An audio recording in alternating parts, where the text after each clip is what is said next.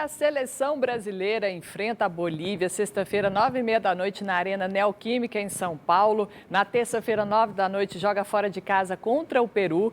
E hoje, os laterais da nossa seleção falaram com a imprensa. A gente tem ali o Renan Lodge falando da sua evolução desde que voltou da Europa. E o Danilo falando dessa primeira oportunidade de vestir a amarelinha, olha só.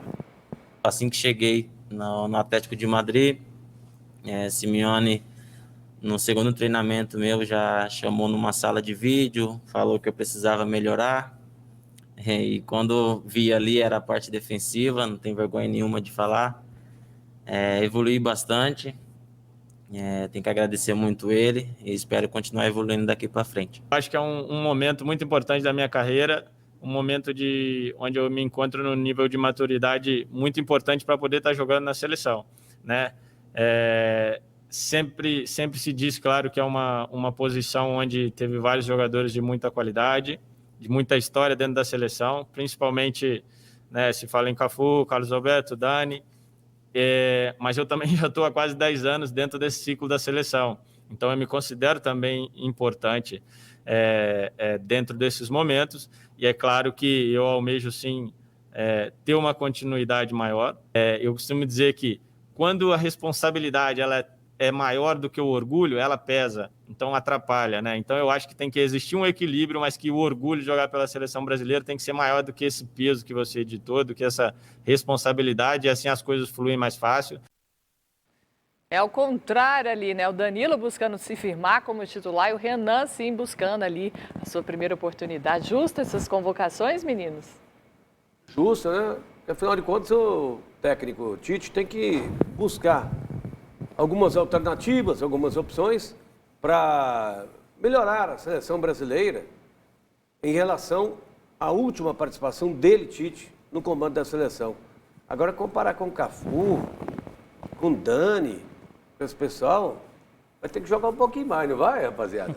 Mas acredito que ele falou mais no sentido que agora tem a vaga ali na lateral direita, né? Porque antes esses atletas citados por você e pelo Danilo eram soberanos na posição, eram indiscutíveis, e agora sem o Dani Alves, que foi o último lateral direito que ficou por muito tempo como titular na seleção brasileira, a vaga está aberta, a camisa 2 está aberta, o Danilo tem uma experiência, já 10 anos sendo convocado, já está com 29 anos, hoje joga na Juventus da Itália, jogou no Manchester City, no Porto, foi campeão da Libertadores com o Santos, e o Renan Lodge é uma da nova safra mesmo, tem 22 anos, apareceu muito bem no Atlético Paranaense, um jogador extremamente ofensivo, e foi para a Espanha com o Atlético de Madrid, que tem o Diego Simeone, e aí eu achei muito interessante ele falar que reconhece a deficiência que ele tinha nessa parte defensiva e o quanto aprimorou. O Renan Lodge hoje jogador de primeiro escalão europeu, então mais um desses nomes que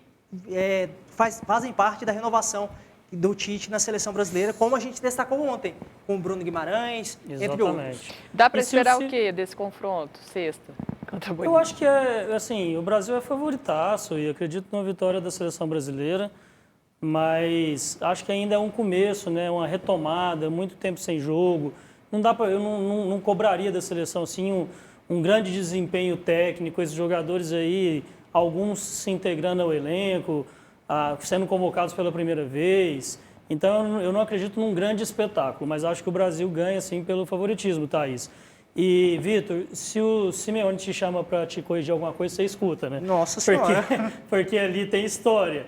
Então, acredito que isso faz, sim, engrandecer o jogador quando ele tem ao seu lado profissionais capacitados, e foi o que aconteceu.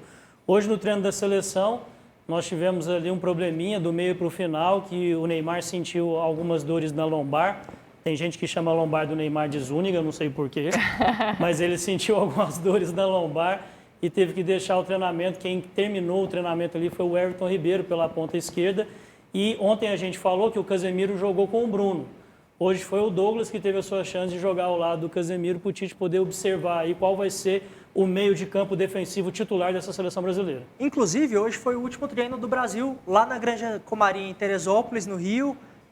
Agora à noite viaja para São Paulo, amanhã já faz o treino de conhecimento, né, de gramado, lá na Arena do Corinthians, a Arena Neoquímica, onde joga com a Bolívia sexta-feira, 9h30 da noite. E hoje tivemos amistosos internacionais na Europa. A atual campeã, a França, goleou a Ucrânia por 7-1 em Paris. E em Colônia, a Alemanha empatou em 3-3 com a Turquia. E também em Lisboa, no estádio José Alvalade, Portugal e Espanha empataram sem gols. E, inclusive, temos alguns lances desse jogo, mostrando aí para vocês na tela. O que vocês acharam desses amistosos lá pela Europa? Engraçado, né? Até antes do jogo, eu e o Daniel estávamos comentando ali na redação, porque para evitar os amistosos, os europeus criaram a Liga das Nações, né? É um torneio só entre seleções europeias para evitar que eles joguem esses amistosos que, no fim das contas, não valem nada. Sim. Contra equipes da América do Sul, da Oceania, da Ásia, da África, enfim. E hoje não foi a Liga das Nações, foram amistosos. Portugal e Espanha fizeram um jogo que a Espanha começou bem dominante, depois, no parte da metade do primeiro tempo, Portugal passou a ser dominante, jogo com muitas alternativas, mas que acabou sem gols. Me surpreende não a vitória da França, nem a facilidade, mas o placar, né? O placar, um 7-1 até assusta. Mais uma vez, o Mbappé fez uma boa partida, o Giroud, que é meio caneludo, mas mete gol, hoje marcou mais 2. Meio caneludo? Se tornou hoje o segundo maior artilheiro da seleção francesa. Mas isso não impede só ele... atrás do Henry. Mas isso não impede ele de ser fraco tecnicamente, não, Coitado Daniel. do rapaz, você chamou de caneludo. Mas não impede ele de ser ruim tecnicamente, Passou ninguém não. mais, ninguém menos do que Michel Platini. Mas o cara fazer gol não significa que ele é uma sumidade técnica. Tá certo. Tô vendo ali, ô Daniel, Vitor, Thaís, você viu o estádio ali, rapaz, aquela condição, essa pandemia tá deixando um estrago danado. Eu tô doidinho para ver esse jogo de sexta-feira, para ver que emoção que você vai estar. Você aqui na poltrona da sua casa assistindo o jogo, estádio vazio, pela primeira vez na história, a seleção brasileira vai jogar com o estádio vazio. Não, mas deve ser sem graça demais, então, hein? E, Muito Rupert, sem graça. Rupert, esse jogo aí teve um teste, né? Começaram a voltar o público aos estádios. É claro que a quantidade ainda não é aqui, é o normal, e os torcedores com a distância maior entre os outros. Então, como você disse, sexta-feira o Brasil não vai ter público. Mas esses jogos aí, esse jogo de Portugal e Espanha, esse empate já serviu como um teste para ver como que vai ser o retorno do público aos estádios. E os abraços da noite, sou o Vanderlei do Jardim São José, torcedor do Vila Nova. Um abraço a todos da equipe. Obrigada, Vanderlei, pela sua participação. Tem gente mandando foto que está acompanhando a gente. Olá, boa noite. Meu nome é Eduardo Rogério, do Jardim das Oliveiras, em Senador Canedo. Parabéns pelo programa. Muito obrigada, Eduardo, pela sua participação conosco. Pedro Miguel de Castro Farias falou que o Goiás vai vencer o Fluminense por 3-0 hoje. Otimista aqui o Pedro, parabéns pela sua participação. Jefferson não dá, essa é a opinião do Motinha, parabéns pelo programa. Obrigada por você participar aqui conosco, dando a sua opinião.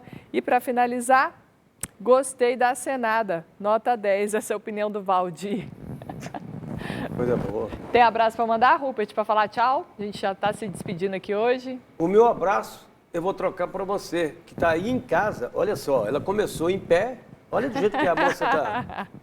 Olha aqui. Até que, Moça, enfim, colocaram um banquinho aqui, né, Rupert? Para eu sentar do seu lado. nós já Prazer, recebemos que honra. muitas críticas aqui, sabia, Daniel? É O verdade. pessoal fala, mas peraí, a Thaís está em pé e o pessoal sentado. Mas a é Thaís legal, a é culpa é do legal, Vitor. é legal. O A Vitor Thaís é escala muito esse mais pessoal. nova que a gente, muito mais bem preparada fisicamente. Amanhã É. eu vou chegar pertinho de vocês, viu? Amanhã eu já começo a aproximar de vocês na idade. Tá bom.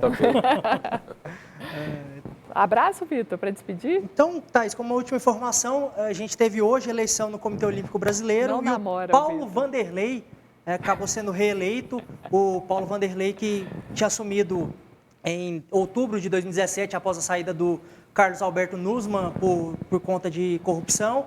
Ele acabou saiu do cargo, foi afastado, e o Paulo Vanderlei venceu a eleição, teve disputa. Ele que foi presidente da Confederação Brasileira de Judô por 16 Vitor, anos, foi Vitor, reeleito. Pediu um abraço, Vitor. Você está falando de Paulo Vanderlei. Não, mas hoje foi Vitor, mais cadê a informação. namorada, Vitor? Manda um beijo para a O abraço dele é namorada. uma informação. É isso aí. Quem está te Beijo. vendo em casa, Vitor? Um abraço, Quem que te vê pessoal. ligado? Muito obrigado mais uma vez. E amanhã Obrigada, estaremos gente. juntos. Beijo para todo mundo que participou aqui com a gente hoje. Amanhã a gente está de volta com os resultados dessa 14ª do Brasileirão para você, tá? Boa Abraço, sorte Daniel. ao Goiás e ao abraço. Atlético. Até amanhã. Até amanhã, gente. Tchau, tchau.